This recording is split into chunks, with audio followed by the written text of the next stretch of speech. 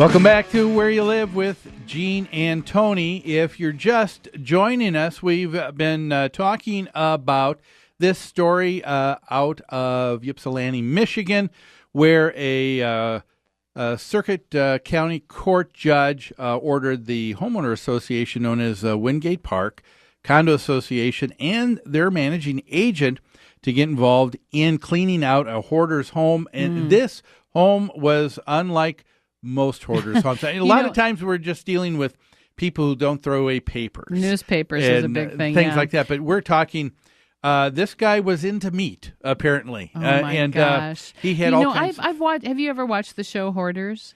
I don't think I have. Well, I have. I've watched a few episodes, and this guy goes beyond that. Most people have terrible kitchens, messy. I did see one where a woman had a lot of rotting food in her refrigerator, but this guy just had meat all over the house rotting, it sounds like. Yes, and the story goes on to say, unknown soft items in various states of decay. I know. It's just awful. It is. Now, so by the way, do you know what the difference between a crumb and a morsel is? No. What is it? According to a Hotel 6 commercial, it's the degree of moisture in the food item. So a crumb is dry. Crumb is dry, I would guess. Yes. Yeah, all right.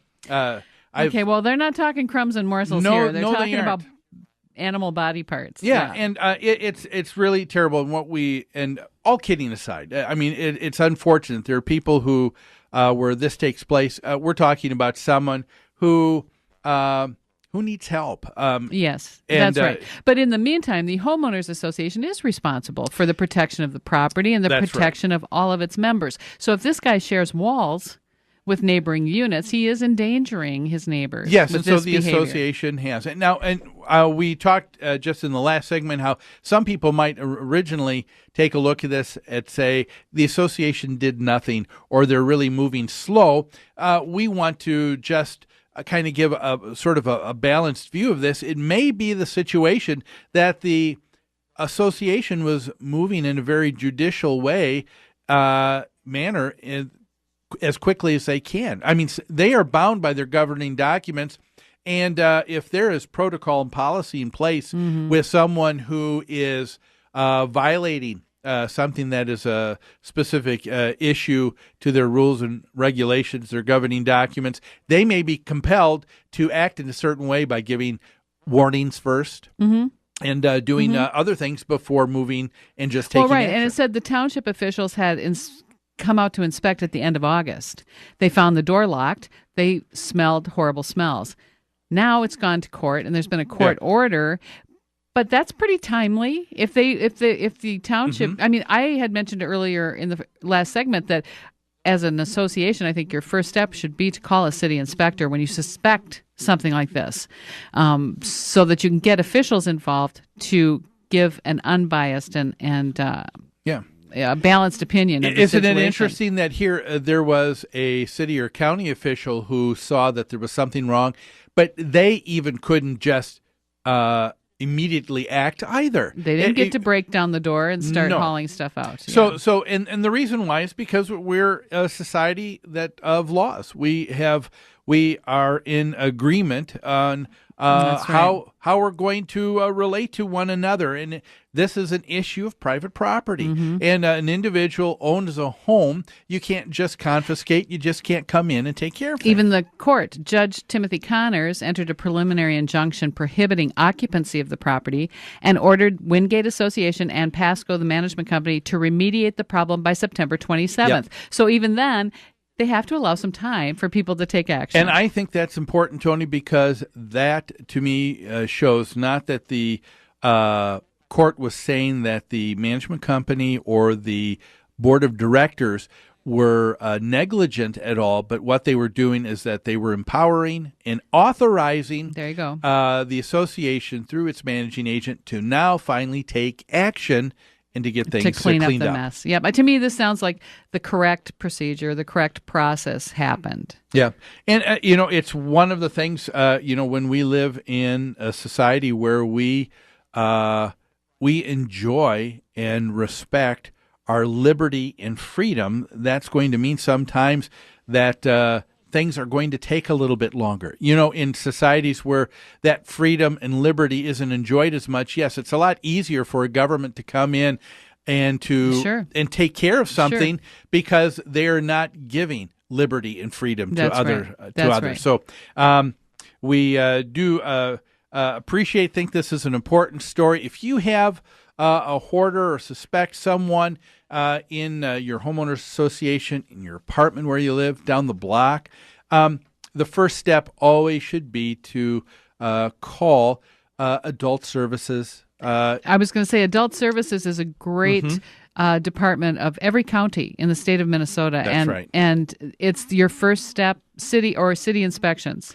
Do one of the two, do both. And that way you are addressing the problem and you're addressing the individual. Yeah, and we've had some of those individuals on the show in the past too, and they are just really gracious folks, and they really take the time to try and they'll reach out to family and friends to try and talk to someone if they are unable to live on their own, and they're going to be able to help the family in going through what they need to ascertain whether or not that person can continue to live on their own. Yep. A good next step. Well, we've got a bunch more here to talk about. Next, we want to talk about a court case that took place here in Minnesota. And this is where an individual did not like the fact that the items that he was asking his association to pay for in maintaining, the association came back and said, well, no, those are your responsibility and not the association. He took the association to court. And so next we would like to have and welcome on the line Phaedra Howard, who's an attorney with the law firm of Helmuth and Johnson, who was representing the Homeowners Association in that case. Hello, Phaedra. Hi. Hi, Phaedra. Thanks. Hi, how are you? Good. Thanks for taking some time to be with us on the show here today. Now, the situation, Phaedra, we're talking about is, it says the Minnesota Court of Appeals issued a decision concerning Horodensky versus the Lindale Green Townhome Association. Can you tell our listeners a little bit, what was this about? Well, basically, in a nutshell, the homeowners, had some complaints off and on about minor issues with the property. The owners actually didn't live in it. Their son did. They were out of state. And so the son had some complaints about, trash and other things that really weren't even related to repairs. The board actually sat down and met with the son at one point to talk about some of his concerns. And then a few months later, sort of out of the blue, the homeowners, the parents, sent this threatening letter to the association stating that we've got all of these repair issues that we want you to take care of them. Some of them we had to take care of ourselves, so we want you to reimburse us. We're writing this on advice of an attorney, and if you don't take care of it, we're going to stop paying our assessments and we're going to sue you. But that's not necessarily an uncommon thing, is it, Phaedra? Homeowners sometimes get, I'm going to say confused, or maybe I'm just being wishful here, that they have an expectation in their mind a number of times that the monthly assessment that they're paying should take care of any and all maintenance items where they live. Yeah, that is true. I run into that a lot, and I think particularly there's a confusion among a lot of people in the difference in maintenance responsibilities between a townhome and a condominium association. Good point. And this one happened to be a townhome, and so their documents really said, the entire lot is yours. It belongs to the unit owner. But, to preserve aesthetics, et cetera, the association will be responsible for these following listed maintenance items and nothing else. Yeah, and that's a very good point. Typically, the owner is going to have a lot more maintenance responsibility in a townhouse than they would in a condo. So what Correct. You're talking about is that the association, only what they have is just basically control in what takes place. What can be done, yeah. Right, and then certain maintenance responsibilities, but not the ones they were complaining about. Not apparently. the ones they were complaining about. No. So, what were the list of some of these items again that we were talking about? They were complaining about water getting in the mailbox, and it was actually the post office maintains the, a lot of the communities have the separate, not on your property, but a group of boxes together in one thing, and they were complaining that water was getting in there. Another thing was they didn't think that placement of gutters was appropriate. They thought there was a drainage problem, which the association, looked at, said, well, there's nothing wrong with the gutters that are there. If you want to add additional gutters, run it through our architectural control. It's at your expense. There was something that we never quite understood exactly what they were talking about, but something related to a depression or a dip in the driveway that they were saying accumulated ice and made it slippery in the winter. We never quite got to the bottom of where exactly that dip supposedly was, but driveways were homeowner responsibility in this association. Well, let me ask you, Phaedra, do you feel like the association responded to each of these items as they were raised? Did they have documentation? And yes. In fact, most of these were raised for the first time in this threatening letter. In the one letter. So not beforehand. And that is unfortunate when you get the impression that perhaps the association was just being silent or just ignoring some of these things, but these were things that weren't brought up to the association. No, the things that were being brought up were...